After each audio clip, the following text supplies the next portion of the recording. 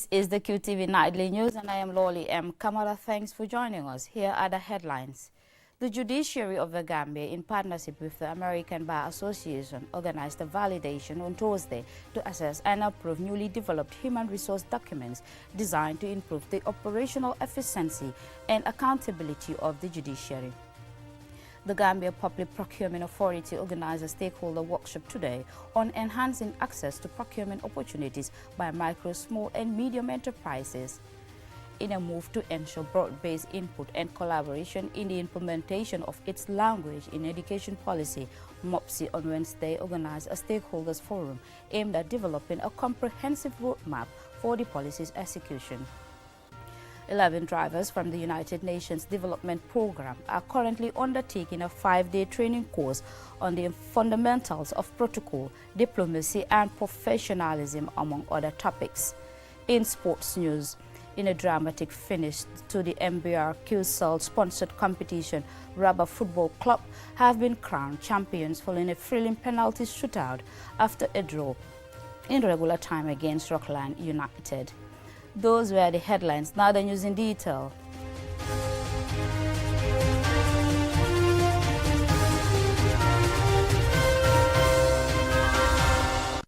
The Judiciary of the Gambia, in partnership with the American Bar Association, ABA, organized a validation on Thursday to assess and approve newly developed human resource documents designed to improve the operational efficiency and accountability of the judiciary. Yafatugay has the details. The workshop brought together key stakeholders, including judiciary officers, legal experts, and human resource professionals, to review and refine essential HR documents aimed at enhancing service delivery and governance within the judicial system. This event marked a significant milestone in the ongoing effort to strengthen the institutional framework of the Gambia's judiciary. The purpose of the validation workshop was to ensure that these documents are fit for purpose, meet the evolving needs of the judiciary, and align with international best practice. It also provided an opportunity for participants to offer feedback and insights, ensuring that the final policy supports the goal of creating a more efficient, transparent, and accountable judicial system. The documents, which include performance indicator, job description, schemes of service, employee handbooks, and key performance templates, have been strategically developed to offer clear and comprehensive guidelines for judicial staff. These tools are part of a longer initiative aimed at promoting professionalism, streamlining judicial processes, and involving the overall effectiveness of the workspace. Here is Hassan B. Jallo, the Chief Justice of the Gambia. Important documents we are dealing with. Until now, we have relied largely on the rules and regulations of the General Public Service, but there is, of course, consensus that the judiciary, as a separate organ of government, needs regulations and rules which are tailor-made for its own needs, even if we have to borrow in large measure also from the existing rules which govern the rest of the public service. So we're dealing with some very important documents today, and I hope at the end of the day we'll be able to submit them with some recommendations to the Office of the CJ, and that the Judicial Service Commission would be able to adopt them and have them promulgated very shortly. Fatu Bintu Sala represented the American Bar Association. The outcomes we hope to achieve from this workshop are equally important. By the end of the day, we aim to receive feedback to strengthen the policies drafted and have a validated HR policy that are tailored to the needs of the judiciary. We also hope that the document will serve as the foundation for a more effective and efficient judiciary that can serve the people of the Gambia with fairness and professionalism. The workshop was seen as a key step in reinforcing the rule of law, equipping the Gambia's judiciary to meet evolving human resources needs. The collaboration with the American Bar Association highlights the commitment to adopting international best practice tailored to the Gambia's judicial context. The implementation of these human resources practices is expected to ensure a judiciary that serves the people with fairness, professionalism, and efficiency. Reporting for QTV News, this is Yafatigay. The Gambia Public Procurement Authority organized a stakeholder workshop today on enhancing access to procurement opportunities by micro, small and medium enterprises, MSMEs. Aliou Cisse has more. This one-day participatory planning workshop brought together key stakeholders to discuss sustainable strategies for empowering micro, small and medium enterprises and enhancing their participation in tendering opportunities. It aims to ensure that disadvantaged groups such as women, the youth and persons with disabilities gain greater access to public procurement. Fode M. Jaite, the Director General of the GPPA, said that MSMEs are the engine of the economy, serving as a source of employment for young people, yet often face many challenges in accessing procurement opportunities. He shared some of the many concrete steps his office has taken to create a more inclusive procurement landscape. We are implementing direct support policies, including 1, waiving GPP registration fees for MSMEs. 2, working on simplifying qualification requirements for smaller contracts. And 3, working with procuring organizations to ensure prompt payment mechanisms to address cash flow challenges for MSMEs. Ibrahim Asanyang, the Director of Procurement Policy and Operations, GPPA, emphasized that the stakeholder meeting represents an important step towards creating more inclusive and sustainable procurement practices in the Gambia. The ongoing reforms, as indicated in the new Procurement Act and the accompanying regulations, are designed to make procurement more transparent, inclusive, and accountable. The reforms will ensure that disadvantaged groups, including the MSMEs, women, the youth, and persons with disabilities, are no longer sidelined in public procurement processes, but are instead actively encouraged to participate. This initiative is supported by the African Development Bank through the Integrated Governance and Public Sector Institutional Strengthening Project. Babakar Job, the Permanent Secretary at the Ministry of Finance, deputizing for the Minister of Finance and Economic Affairs, welcomed this initiative as a game changer in building a better economic future. This workshop is a call to action. Your voices, insights, and ideas are critical. Together, we must ensure these reforms are not just well designed, but also well implemented. We must transform potential into reality, turning obstacles into opportunity for MSMEs to thrive. Under the leadership of the current Director General, Fode M. Jaite, the GPPA is undertaking several reforms, such as the draft local content bill aimed at empowering Gambian nationals and local business to thrive and effectively contribute to socio-economic development. Reporting for QTV News, I am Aliou Cisse. In a move to ensure broad-based input and collaboration in the implementation of its language in education policy, the Ministry of Basic and Secondary Education, MOPSI, on Wednesday organized a stakeholders forum aimed at developing a comprehensive roadmap for the policy's execution. Our Bob filed this report on the forum. The forum brought together educators, language experts, policymakers, and community representatives to discuss strategies that will foster an inclusive, effective, and culturally relevant education system. The development of this roadmap marks a critical step in addressing the linguistic diversity of students and promoting greater educational accessibility and quality. Momodu Jeng is the Director of Curriculum Research, Evaluation and Development. The fact that we have also developed the policy and validated the policy, we are moving to the next level, which is developing the guidelines to enable us implement this policy. And the guidelines will specifically look at all the issues around capacity, all the issues around material, what materials are supposed to be developed, how do we engage every stakeholder, parents, students, as well as other education stakeholders to understand better what are the issues that needs to be addressed. Key topics covered during the forum included teacher training, curriculum adoption, resource mobilization, and community engagement. Barbara Trandell, a consultant specializing in the science of teaching, highlighted the crucial role of language in educational settings and its impact on both teaching and learning. What is happening in the Gambia right now in terms of language of education, language of instruction, and policy development is very unusual, certainly in Africa. I've worked in language policy areas in Kenya, in Cameroon, in Ghana, in South Africa, and I think this is the place where I see people not just looking at the policy, because anyone can write a policy, and you just put it in and there it is, but to say, all right, now what will we do? What will we do to make this happen? If it matters enough to write a policy, it should matter enough to actually make it happen. The education language policy aims to improve the quality of education by advocating for the use of local languages as mediums of instruction in early learning. Usman Bah, the Deputy Permanent Secretary for Administration at MOPSI, emphasized the importance of broader stakeholder consultation to ensure the smooth implementation of the policy. Document.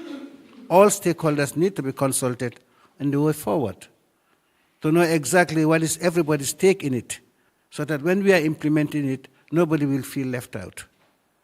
We have to own it up. It's a national document that every citizen should own it up.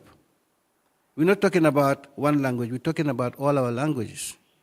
So it is important that we own it up. The ministry is behind Directorate of CREATE in the implementation process, and we will support it along the way. Since its inception in 2002, the policy has undergone rigorous surveys and consultations, culminating in its validation in 2003. These roadmap includes key initiatives such as launching pilot programs, creating robust monitoring systems, and establishing a framework for ongoing stakeholder engagement. For QTV News, I am Awabo. We'll now go for a commercial break. When we return, we have some more local and sports news stories. Do stay tuned.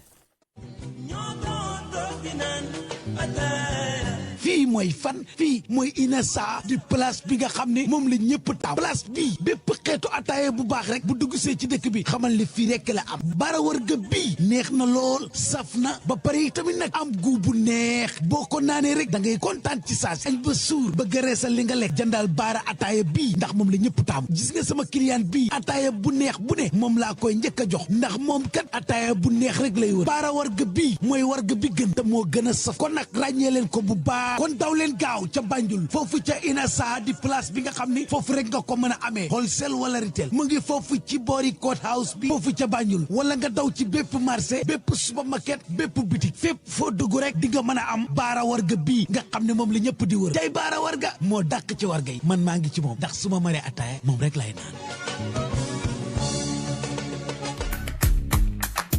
Browse with us.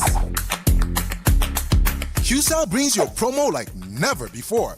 Get unlimited internet for just $25 Cs. Yes! Recharge $25 Cs and enjoy the convenience of free internet from 1 a.m. to 6 a.m. every day with our Browse with Us promo. With this amazing offer, you can browse, stream, and download all your favorite movies for free. So why wait? Recharge $25 Cs today and enjoy free internet only with QCell between 1 a.m. to 6 a.m. For more information, call customer care on 111. QCell, Senior Bus, we innovate, others follow. Terms and conditions apply.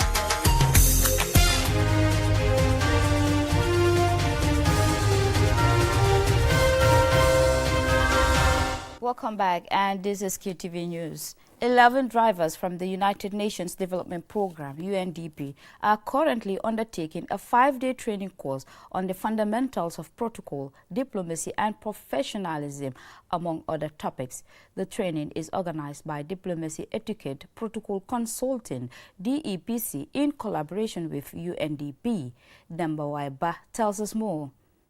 The role of drivers in an organization is crucial, especially in international development agencies and professional settings. Their behavior and professionalism can significantly affect the organization's image, as drivers are often the first point of contact. These drivers are responsible for ensuring the safe and timely transportation of staff, partners and materials, which is essential to the success of UNDP's community outreach program. Ambassador Usman Ibrahim Andur, CEO of Diplomacy Etiquette and Protocol Consulting, serves as the principal trainer for this session. He explains the purpose of conducting this training. After being away from the Gambia for almost 16 years, I realized that there were gaps, and immediately I set up, it took me a month to establish the Diplomacy, Etiquette and Protocol Consulting, the first of its kind in the Gambia. As I always say, we are bound to respect and adhere to certain ways of conduct, modus operandi, that if you don't adhere to, you'll be left behind.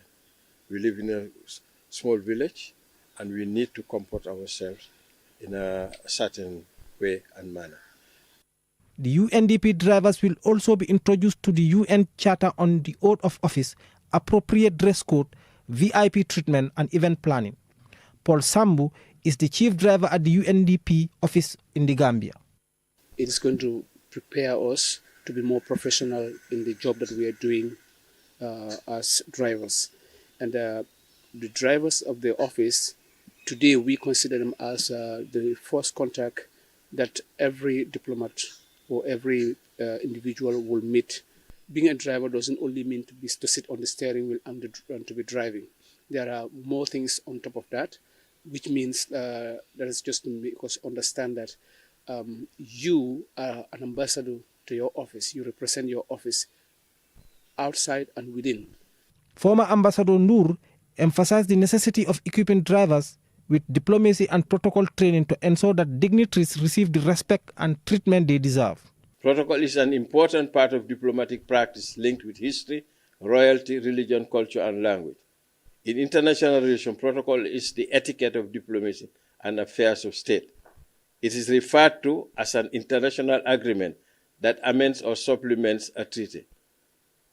A protocol is a rule which describes how an activity should be performed, especially in the field of defense. Kine Sanyang, one of the female drivers at UNDP, expressed her satisfaction with the training and highlighted the significance of learning the basic principles of protocol. Because this is my first time attending this protocol training. So I am learning a lot, because what I don't know before, that's what I'm trying to know now, to be very professional with my work. Diplomacy Etiquette and Protocol Consulting has successfully trained more than 500 personnel from various institutions and organizations in diplomacy, etiquette and protocol. After completing the training, these drivers are expected to be well equipped with the necessary skills and knowledge on the fundamentals of protocol, diplomacy and professionalism in a multicultural world. Reporting for QTV News, Demba Waiba. The Ministry of Communications and Digital Economy has recognized the work of cybersecurity stakeholders following the successful hosting of the National Cybersecurity Awareness Week in December 2024 in Mansa Konko. Jennifer Sanko brings us the details. A Cybersecurity Week took place from December 9th to 12th in Mansa Konko, Lower River region. This event provided valuable opportunities for networking and engagement among sector stakeholders to explore the latest developments and share knowledge. The Gambia boasts a vibrant network of civil society organizations that complement government efforts in raising awareness and building capacity to ensure a safer cyberspace for all. Notable organizations such as Gambia Cybersecurity Alliance, Gambia Information Security Community, Center for the Advancement of Science and Innovations, and Stop Harassment and Online Abuse of Women and Girls are at the forefront of these efforts. Here is the Minister of Communications and Digital Economy, Lamin Jabi. We want to create and recognize the pool of that expertise in this country, where instead of for every little thing you want to develop, you really want to go out there and say, come and develop this thing for us. Simple, basic applications. And we see private sector, government sector spending monies on these applications, sometimes with the assumption that it's not readily available in this country. It is there. We want to grow it. Because if 60-70% of those applications and software, whatever we have in this country, are developed by our own people, Ismail Njai, the Vice President of the Gambia Cybersecurity Alliance, spoke on behalf of the organizations being honored by the ministry. And I would like to thank as well the civil society. Everyone was really passionate, and they have all immensely contributed to the success of the program. Cyber security is indeed something that we all need to look into, because we have seen what's happening in the world now. People are being scammed. You know, so many things are happening. Our CNIs have been attacked. You know, and so many things are happening. You know, cyberspace is no more free for us to access freely, you know, without fear. So I think what we have as civil society, and also in the cyber security domain, we have to continue on the awareness program. We have to me, I feel we have still not reached the level that we intend, you know, because it's a very big country, and we have lots of vulnerabilities that is happening, especially with young children, young women, you know, girls, and all that. Major cybersecurity concerns in the Gambia include online bullying, with individuals being targeted through the sharing of intimate videos and audio to blackmail people. Additionally, cryptocurrency scams such as the recent AL Group scheme pose significant threats. In 2023, the Central Bank of the Gambia was also hit by the ransomware attack, which raised concerns about the security of the country's financial sector. It is hoped that increased collaboration among civil society organizations will strengthen and enhance the Gambia's cybersecurity space. Reporting for QTV News, I am Jenna Wasonko. Now, the sports news.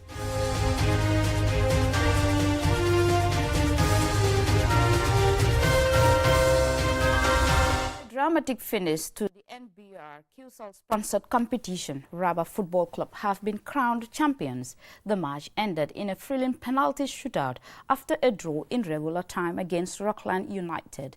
A regional reporter was there and sent this report. At the Farafeni Mini Stadium, the atmosphere was vibrant as Raba Football Club, making their debut in the competition, faced off against Rockland United, a more experienced opponent. As is customary, the players of both teams were led onto the pitch for the pre-match protocols. Following the inspection, Abu Khan, president of the NBRFA, officially kicked off the game. The atmosphere in the stadium was lively, with supporters from both clubs passionately backing their teams. However, the match, especially in the first half, did not live up to high expectations, particularly for the favourites, Rockland FC. Despite a goalless draw throughout regular time, Raba FC were clearly the stronger side and deserved the win. The match went to a penalty shootout, where Rockland's performance was disappointing, missing all three of their attempts. Raba FC, on the other hand, converted 3 out of their 5, securing the victory and sending the stadium into a frenzy. Here is Ibrahim Sisse, a member of the technical staff, sharing his thoughts. Right now, we are preparing on the 7th of our game against Jigima, but we are also preparing in high gears for our coming game in the 3rd division qualifiers, because fans are expecting it, and I hope that our players will make sure and do the job completed, because we need to be in the 3rd division because we deserve it. We can be there and be competent. John Abdulmendi, captain of Raba FC, spoke about the team's preparations leading up to the final. It's not an easy task, because since during the tournament started, it was never been easy to us. Training ground, everybody cooperated with training. So that's why things was very easy with us here. Sekati Jajama is a player with Rockland FC. Umar Keita of QCell Customer Care represented the sponsors QCell. The tournament was sponsored by QCell. For the past 3 years, QCell was doing it for Farafeni. Today was our League Cup final on the 2nd of January 2025. QCell have been doing this thing here for the past 3 years, and then not only sponsoring Farafeni football, but they have been doing it for other zones. And then they have been sponsoring also the national team, which is very good. We believe the QCell and Q Group are here at least to develop grassroots football, which is very, very good. Really, as citizen of Farafeni also, I will seize this opportunity to thank QCell so much. And then Farafeni youth and the surrounding, our doors are open always to welcome QCell to do more and more and more. Yeah, we are so proud of them. And then we want the whole country to pray and then support the Q group so that they can do more and more of this thing in the country and the surrounding. Yeah, we thank them so much. Indeed, QCell's involvement has significantly boosted the competitiveness of the league and enhanced the appearance of the teams during the finals, providing quality jerseys for both finalists and easing the financial burden on the clubs. The winners took home a giant gold trophy, $75,000 and gold medals, while the runner-up received $45,000 and silver medals. The third place team walked away with $15,000. Jubilation erupted as fans, sympathizers, and supporters flooded the pitch with celebration. Don Williams, QTV News for Rafeni. Before we end, here's a recap of the headlines.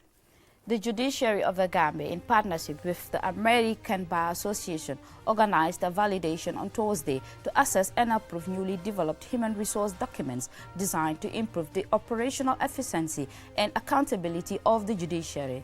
The Gambia Public Procurement Authority organized a stakeholder workshop today on enhancing access to procurement opportunities by micro, small, and medium enterprises, in a move to ensure broad-based input and collaboration in the implementation of its language in education policy.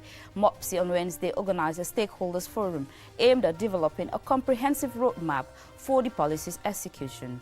11 drivers from the United Nations Development Programme are currently undertaking a 5-day training course on the fundamentals of protocol, diplomacy and professionalism, among other topics. In sports news, in a dramatic finish to the MBR QCell-sponsored competition, Rubber Football Club have been crowned champions following a thrilling penalty shootout after a draw in regular time against Rockland United.